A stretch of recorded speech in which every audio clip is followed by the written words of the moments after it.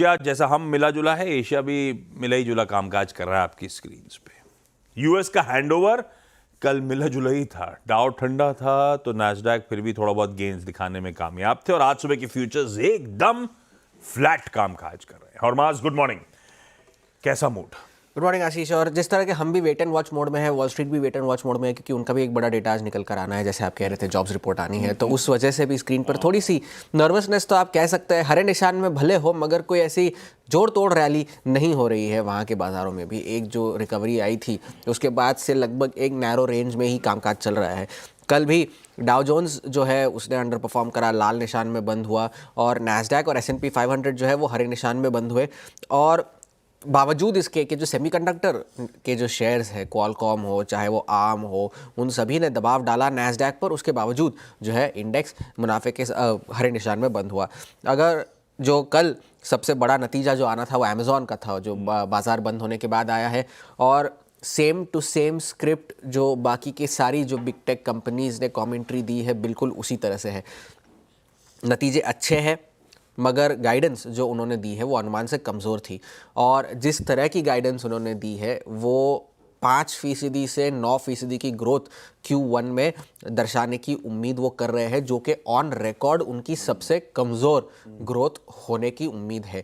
और अमेज़ॉन 1997 में public company बनी थी, तो उसके बाद से लगभग 3 दशक के उनके पब्लिक कंपनी होने के इतिहास में ये सबसे कमज़ोर ग्रोथ होने के संकेत है। लिहाजा शेयर जो है वो आफ्टर आवर्स में नुकसान गिरावट के साथ कामकाज किए हैं। 4.5% की गिरावट आफ्टर आवर्स में देखने मिली थी। और माइक्रोसॉफ्ट और बाकी की जो कंपनीज़ ने एआई को लेकर जो कमेंट्री दी है, अमेज़ॉन ने भी बिल्कुल वैसी ही कमेंट्री दी है। 2025 में $100 बिलियन का वो केपेक्स करेंगे। $83 बिलियन उन्होंने 2024 में खर्च किए थे, और वो निवेश जो है वो ज़्यादातर एआई रिलेटेड इंफ्रास्ट्रक्चर में ही करेंगे।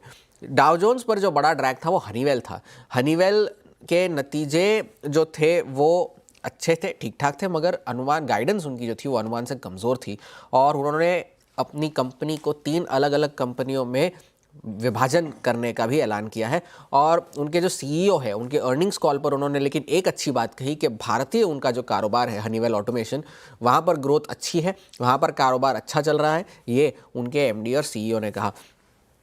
और आज सवेरे जो है डोमिनोज के शेयरों में ज़बरदस्त तेज़ी देखने मिल रही है। ऑस्ट्रेलिया में 23% का उछाल हमें ऑस्ट्रेलिया में देखने मिल रहा है डोमिनोज के शेयरों में। वो इसलिए क्योंकि उनके जो नए CEO है उन्होंने कहा है कि भाई हम जो अनप्रॉफिटेबल स्टोर्स है उन्हें बंद कर देंगे मुनाफा बढ़ाने के लिए। जो लगभग 172 स्टोर्स जापान में जो है उसकी उस पर वो ताला लगाएंगे, और उस वजह से इस शेयर डोमिनोज के शेयरों में आज तेज़ी देखने मिल रही है। कल का जो बड़ा डेटा था वो जॉबलेस क्लेम्स का था। जॉबलेस क्लेम्स का डेटा अक्सर जो है वो नीडल ज़्यादा मूव करता नहीं है, वो एक प्रीकर्सर आप समझ लीजिए जॉब्स डेटा के लिए। ठीक ठाक ही डेटा था उनका भी। और 50,000 नौकरियां जो है जनवरी में छटनी हुई, मगर वो जनवरी के किसी भी महीने की सबसे कम आंकड़ा था, ये रिसर्च का कहना है।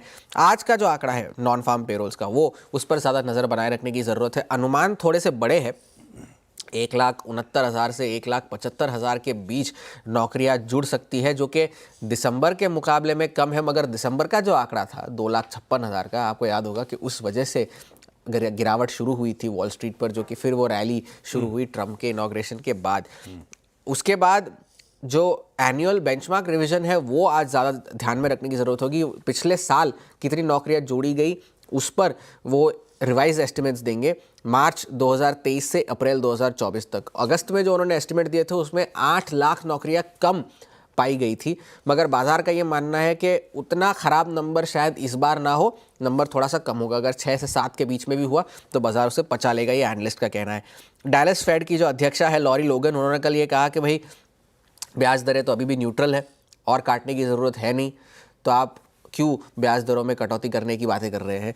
ये डैलस फेड की प्रेसिडेंट का बयान था, और उन्होंने ये कहा कि महंगाई अगर 2% तक आ भी गई अच्छी बात है, मगर इसका मतलब ये नहीं है कि फेड ब्याज दरें काट सकेगा, ये उनका कहना था। और सिर्फ इस वजह से ब्याज दरें कट सकती है अगर लेबर मार्केट में थोड़ी सी खराबी आए। तो आज का बड़ा डेटा नॉन फार्म पेरोल्स का हैंडओवर जो है मिला जुला है, मगर आज के नतीजों पर नजर रखने की जरूरत है। हैंडओवर मिला जुला है। दूसरा इंपॉर्टेंट संकेत, RBI